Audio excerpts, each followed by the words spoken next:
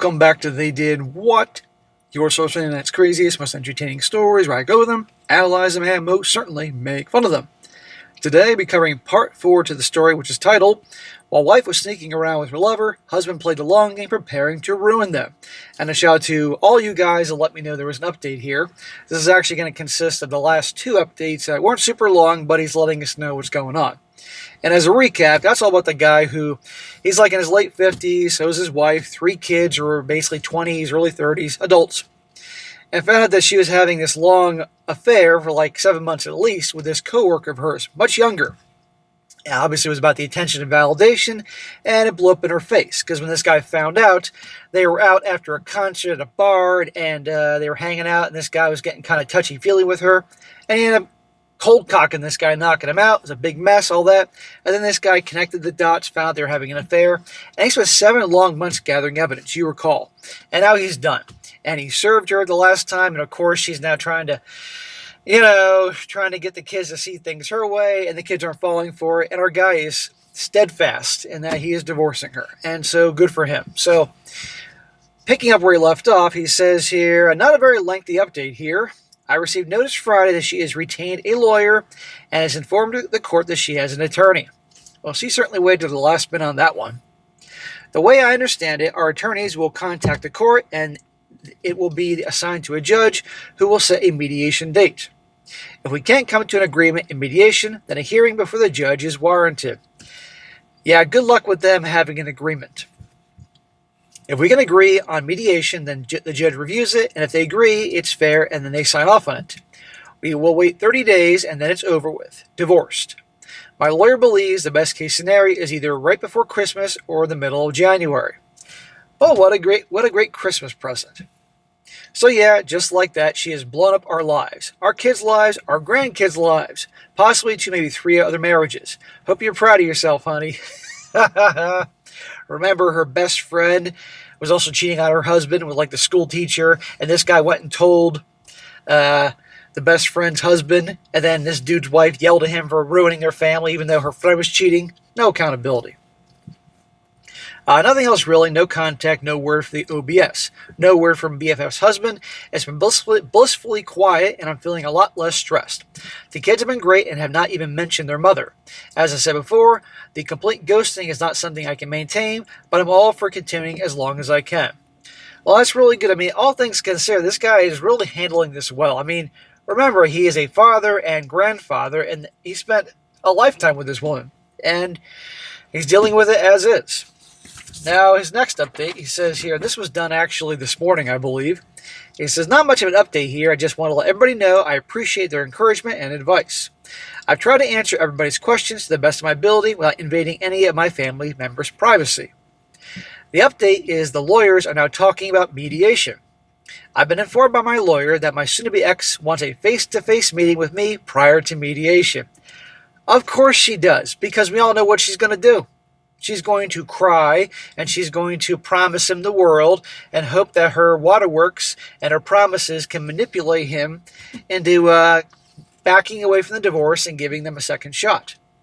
No way. Her reason for this is completely selfish. She wants to apologize in person and explain her mistakes in this and ask my forgiveness.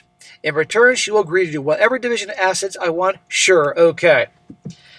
I think I can speak for the community here when I say is that she is not sorry about what she did. She's sorry she got caught, and now she has to deal with the consequences. Because clearly that lover of hers, who I believe is also married, of course, he ain't going to be with her now. The lawyer says it's up to me, but there is not much I can gain by the meeting, nor much can I lose. At best, I can get a guarantee that she can't touch my retirement, which is tempting. As I said in an earlier post, that's the largest difference in our financials. While I make more, her earning potential is right there with mine if she wanted to once again attain her CPA license. There are other issues, though, that might mean taking the offer of a face-to-face meeting. Well, if they're promising, and I'd like to have that in writing, that I don't know, she'll be easier in the agreements and all that.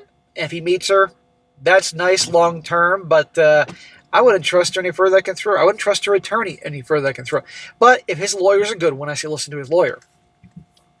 He says her BFF's marriage is deteriorating. Her husband has moved out and filed for divorce. Man, this neighborhood, everyone's getting divorced in the neighborhood. Apparently that was not BFF's only affair. He found evidence of 2 more, once since the affair with the neighbor. Of course he's a serial cheater. Once a cheater, always a cheater. No information on the neighbor, math teacher's marriage, nor the affair partners. The children are being very supportive, but two of the 3 feel like I should at least talk to my soon-to-be ex. One of the kids, she got to one of the kids, huh? My youngest is mad at her and refuses to talk to her and respond to any attempt by her mom to reach out to her. This concerns me because regardless of our marriage issues, it's her mom, and I do not like to see the relationship in shambles. That is the other reason to agree to the face-to-face I referenced above. Well, if one kid, the youngest, doesn't want to talk to their mother, that's their choice, because they're young adults. And at the end of the day, this whole mess, this whole fiasco is because of her actions, not the guy here. Well, I took Friday off and began reading the texts and emails from my soon-to-be ex. Oh, God.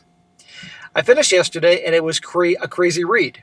The begging, the anger, the shame from being caught. It was all over the place. And yes, she apologized for the fucking asshole remark. She called him an effing a-hole. She claimed that she felt like I was just getting back at her. She finally came to the realization of it was all a consequence of their actions, and getting all in the open was the only way to start healing and stop all the lying. Yeah, because after all this, his ex and his ex's best friend are suddenly going to become godly women and stop all the lying, stopping all the cheating. Bullshit.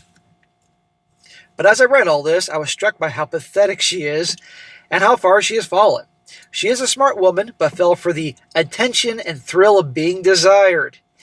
You hear that, guys? In case you fell asleep, I'm going to read this again. She fell for and this is in her words, the attention and the thrill of being desired.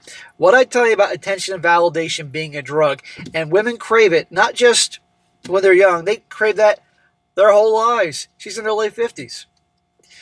And then come at me with the I'll do anything you want, I'll open up the marriage one way or another, or I'll have threesomes with you and another woman. See, this is right out of the hoe bag handbook. The begging, the pleading, the crying, offering open relationships. No, this guy can have it open for life because he's divorcing her. And newsflash, he's in his late 50s. If he takes care of himself, if he has a remote personality and obviously an income, he can get women if he wants. He's in his late 50s. He can get women in his 50s, if that's what he wants. 40s, 30s, shit. Some gals with daddy issues in their 20s. So he's going to have open no matter what, and not be with her. But that's the desperation. Do you think she really loves him if she wants to have an open marriage? Really?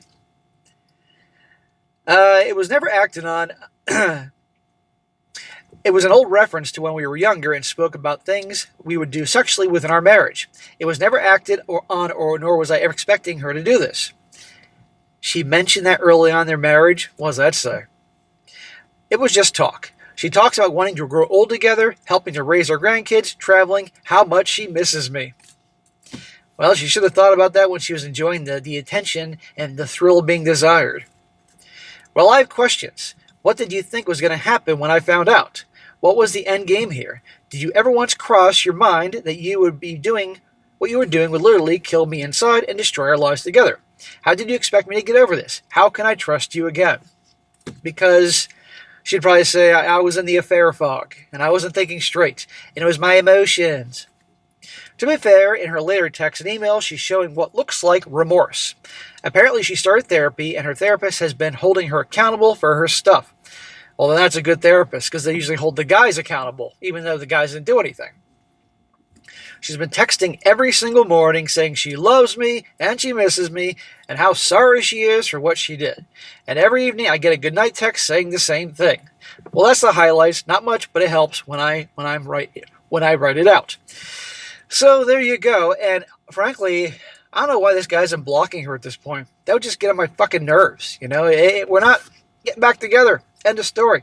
And I think when she realizes okay, there is no way her begging and pleading and promises about threesomes and all that are going to work, that's when I think the claws are coming out. That's what I think the venom is coming out. She's going to turn into the Queen of Slytherin and go after his ass. There's going to be a fucking basilisk with her riding on it coming after him around the neighborhood.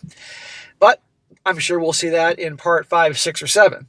Now, there's some Q&A that I want to cover here. Some people ask questions to him, which I'll read in his responses. Let you know more about the details here.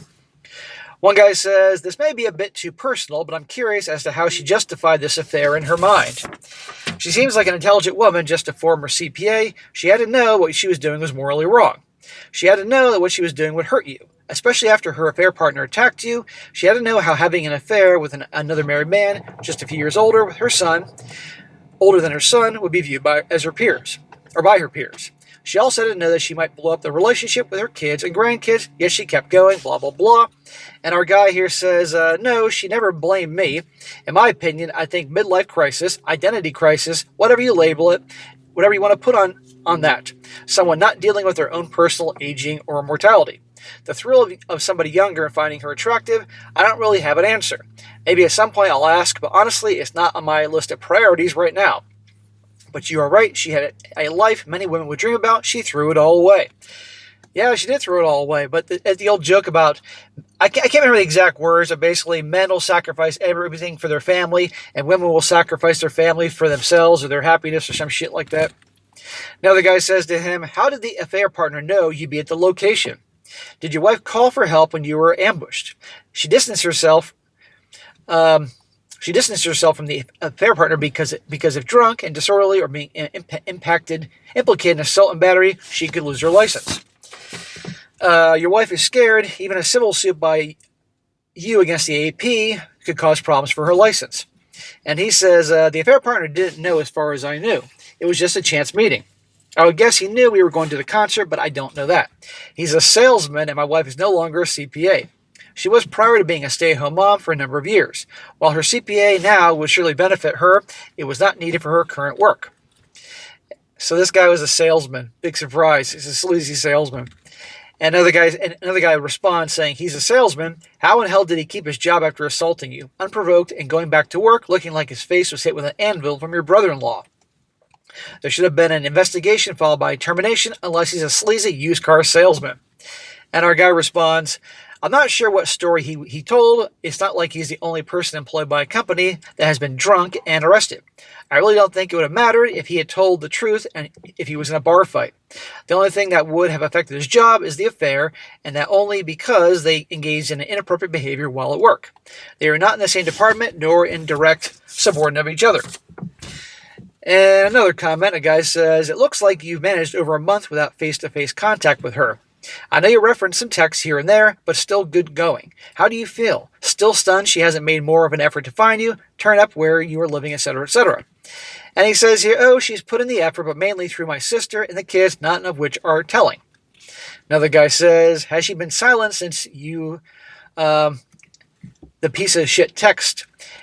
Or is she still trying to contact you since? If so, has she calmed down, changed her tone, or still berating you for outing her BFF?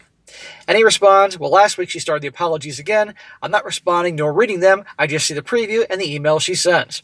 So earlier when he said he was going through her texts and everything and he just, he was reading them, they were crazy. I guess obviously at one point, finally he got sick of reading them and that's that.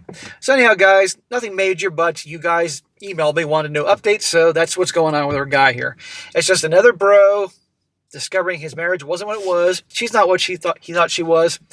And him handling it accordingly and dealing with it and getting ready to start over the next stage of his life. And that's a lot. Think about it. Late 50s, a grandpa, adult kids, and making that big change. But he knows he can't be with someone like that. Because guarantee you, if he stayed with her, after all her begging and pleading and all that shit, she'd go right back to doing what she did in some capacity. She wouldn't respect him. And the only reason she's doing the waterworks is she got caught and she's going to be a divorced grandma. Good luck there. All right, guys, that's it for today. Be sure to comment down below. Let me know what you think about this. And, guys, you find a good story, definitely send it to me, strongsuccessfulmale@gmail.com. And if it's a good one, I'll definitely cover it. And be sure to like the video, share it with your friends, and subscribe. I'll catch you next time.